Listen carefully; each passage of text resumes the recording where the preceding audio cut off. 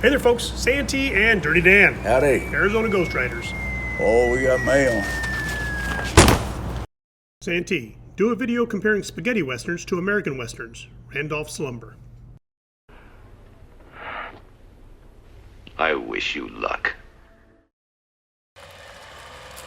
In the 1960s, Western cinema took an international turn. Italian directors like Sergio Leone were making them. Oh, bravo, Figaro, bravo, bravissimo, bravo! La la la la la la la la la! Hence the term spaghetti westerns. Although they didn't have the big budgets that Hollywood studios had, these European films did well at the box office and had a huge impact on the genre. You see, up until that point, the Western was a highly romanticized version of the Old West, where backshooting was never what the good guy would stoop to. In many of the Italian films, the hero was really an anti-hero, meaning his morals and ethics were not always pure, unlike our American Western ones. With the success of A Fistful of Dollars and For a Few Dollars More, the bounty hunter, a frowned-upon role in American cinema, became the choice occupation for the main characters. They also tend to have impeccable skills in the gunfighting arena.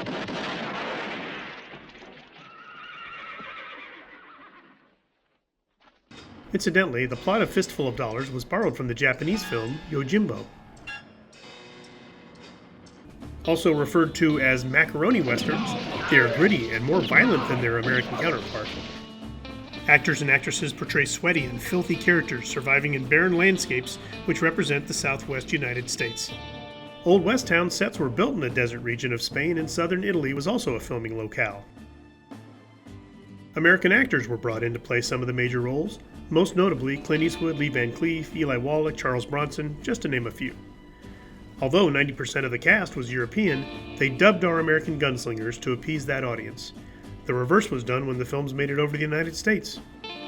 According to Clint and the others, filming the spaghetti westerns was a different mentality than in America. Crew members were more lackadaisical, even playing ball or frisbee on set in between takes. The directors had a vision, and rarely a full script written in English. In fact, a translator was needed in many cases, but they never really got one. Che cosa ne hai fatto della tua pistola d'oro? Mi scusi, dove il magno? The musical scores were dramatic and as rustic sounding as the characters and settings, which differed from the hugely orchestral American soundtracks. Musicians like Ennio Morricone used whip cracks, whistles, and voices to help set the mood.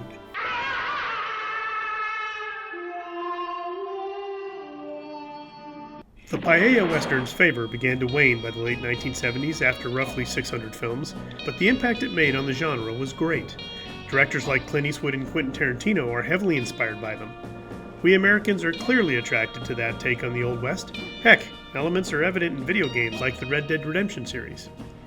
In my opinion, the spaghetti westerns are every bit as important to the lore of the Old West as their American counterparts.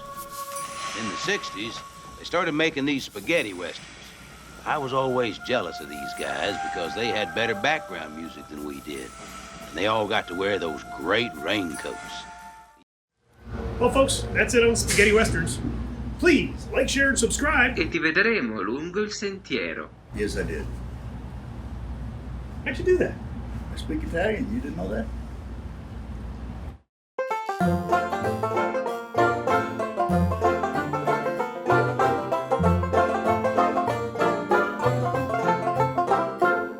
Hey there, folks. Santee and Dirty Dan. Howdy. Arizona Ghostriders. Let's try it again. I won't interrupt you this time. Since when? This time. Whatever.